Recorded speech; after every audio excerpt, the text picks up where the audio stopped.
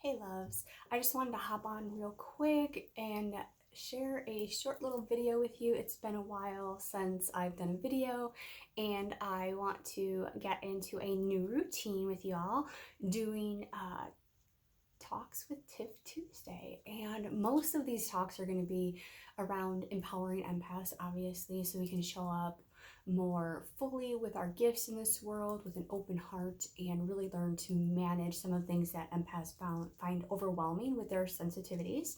However, if there's a topic that you want me to speak about or you want to hear more about, please feel free to put that in the chat, or you can message me as well. I always love feedback on what people want to hear about, so it makes it easier for me to do a talk knowing that somebody already wants this information. Today's topic, though, I know is a huge one. I've talked about it multiple times with my clients, and this is when we are feeling overwhelmed with crowds, just being in public or large groups of people. So first of all, this is not our normal season. However, usually the holiday season is like the craziest time for us as empaths, because we are already putting the pressure on ourselves to do so many things over crowded schedules and are really not focused on self-care. Then you throw in the holiday parties, work parties, stress of getting Christmas ready for either our families, or just showing up with Christmas as a single person may feel overwhelming in a different sense to you. So there can always be this different sense of overwhelm with the holidays.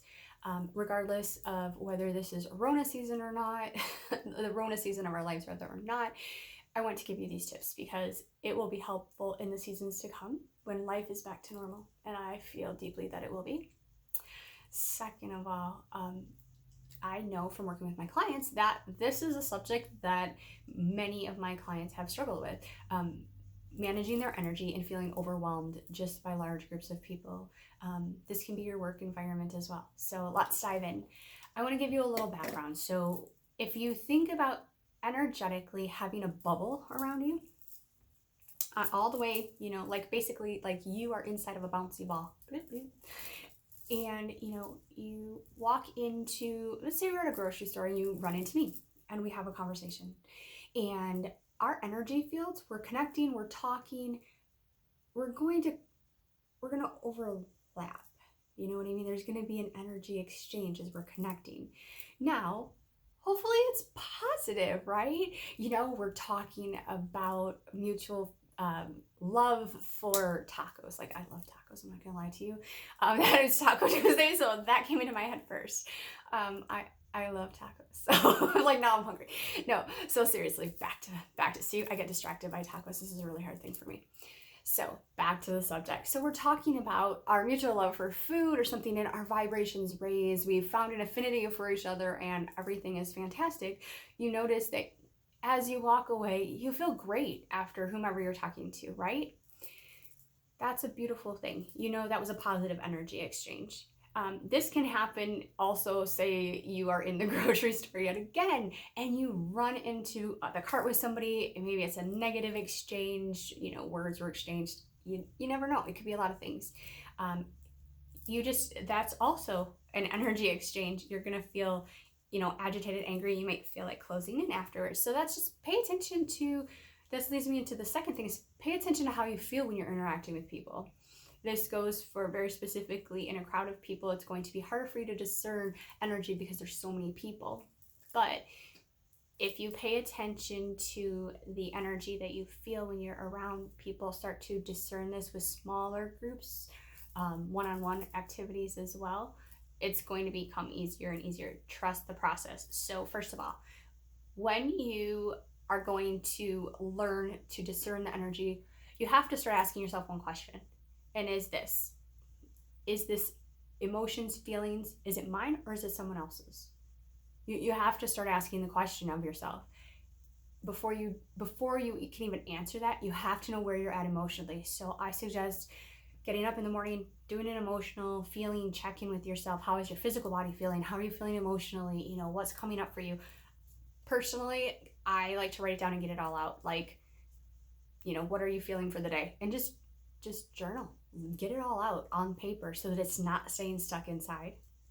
Then you can go into, you're going to interact with people. It may be your child first, it may be your spouse first, whomever you're interacting with. And I have, teenagers, young adults. So you're going to know exactly when you interact with whomever you're interacting with in the morning, whether it's positive or not. Like, teenagers do not like to be spoken to in the morning, so it's usually not going to be a positive interaction. That doesn't mean that you have to take on their stuff, though. That's the key. As an empath, we tend to take on other people's stuff unconsciously. It doesn't have to shift or change your mood. So knowing where you're at beforehand, where they're at, that's going to help you stay and not drop frequency to come down to where they're at. And that's huge. We'll talk more about that in another video, but just remember, you don't have to take on their stuff. Okay? Okay. So, now that you have discerned your energy, you've asked after the interaction, whose emotion is this? Then you know, and then you can just like, okay, this isn't mine. You're just gonna let it go. You don't have to hold on to it. You have the awareness and you're good. I know that you're like, well, how am I gonna know if this is my stuff? Here you go. So when you interact with somebody, you're gonna know by how you feel. So I'll give you the example of how my physical body responds when I'm in contact with somebody, whether it be a positive or negative experience. But you're gonna need to know by what comes up for you. So it's going to take practice. I'm just giving you an example so you know things that could possibly come up for you. Nobody is the same in this journey, and you have to honor what comes up for you and trust fully that what you're receiving is correct. Your body is your compass in this, and you're going to have to honor it. And that is your intuitive, like the gut feeling. Honor what your body's giving you. It's giving you a signal. It's giving you a cue. So trust it. For me, when something's positive, my heart space opens. I feel just very expansive and open. Also, when something is in alignment for me to take an action step with, I usually get tingly feeling on the back of my neck, and it just kind of goes up like, it feels like it's rising. So that's just me as far as that goes. If something is not good and I'm not, it's not feeling right to me, I feel like there's something wrong. I get those intuitive hits. Or when I'm interacting with somebody, like they're not either, maybe they're not being honest, maybe they are just not really of the highest light. There could be a lot of things that could come up when you're interacting with people. Like if you feel like it's somebody you need to take caution around because it's not a safe situation, all of those things, trust that. For me, it's my gut. My gut usually tells me, I get a tightening, and I feel like I just want to close up and just kind of go into myself. So follow what comes up for you. Being highly sensitive and empath, that's a gift. It can help you in situations, but you have to know how to hone in that gift. So now let's have 3 tips that can help you throughout these situations. Now that you know, I'm going to be in a crowded space. I'm going to be running, even if it's just running to Costco on the weekend or something like that to get things. The stores this time of year, even despite Rona season, they can be overwhelmingly crowded on a Saturday. And like, I wouldn't go to them if I didn't have to with a 10-foot pole. Like, I really wouldn't. However, sometimes duty calls and we have to go out on that because we couldn't fit it in any other time of the day, right? So if you are venturing out on the weekend to Costco, peace be with you. And let's dive into these 3 tips. So, grounding foods. So before going to the store, try grounding foods. So that can be root vegetables like sweet potatoes, beets. Yes, they are sugary foods. They have higher sugar carbs. However, let me share a little tip with you. Those foods, if you add in foods like that, they actually crowd out your cravings for sweets. So like the high sugary foods. So those things aren't necessarily bad. It's just to be used in moderation as well. So that's another nutritional tip for you. Add in the sweet vegetables and crowd out the pastry, garbagey things, cookies, candies, and things that are so prevalent this time of year as well. So that's a bonus tip for you. So as far as other grounding foods, you could do nuts. and or any other protein before going out to the store or being in a crowd, even if it's like a family gathering or work party, things of that nature. That will be helpful. The second thing is deep breathing.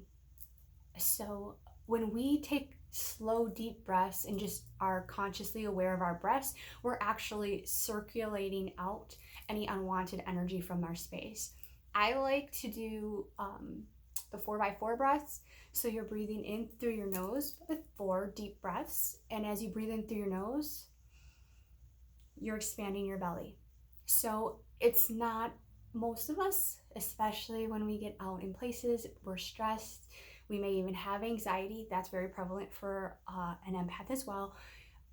We're breathing from up here. We want to take it deep. We want to take it deep into the belly. So you want to make sure that as you're taking those slow 4 breaths, it's 4 expanding the belly breaths, holding for 4. And nobody has to be aware that you're doing this at all. And then you're exhaling for 4, and it can be exhaled through your nose as well. So nobody's aware that you're exhaling. So you just want to keep it at the pace with each one. So your breaths are inhaling for 4, holding for 4, exhaling for 4. And then the last 4 is after you exhale, you're just gonna breathe all the way out and stay. Don't take a breath in, don't take a breath out, just stay for 4. It's just you're maintaining, and then you can take your next inhale. So I invite you to that. It will help clear space in your energy while you're out and about. And the last thing is if you have a very busy day schedule, so say it's a weekend, you've got Costco in the morning, you got to come home, you are having your all the women in your family over, you're going to bake cookies, and then you totally forgot, you put that on your calendar, and you have your husband's work party that night. Okay, you have all of this stuff scheduled in one day. No matter what your day looks like, see if you are able to find a time to take 15 minutes between that, because that will leave you exhausted, and you won't want to be able, or not want to be able to, you will want to be able to get out of bed on Sunday, and you won't be able to because you are freaking exhausted. You have depleted every source of energy that you have because you are not managing yourself the way you should have throughout the day. So giving yourself 10 to 15 minutes at some point during that day to either ground your energy with a meditation or just a grounding and energy clearing activity, that is one thing.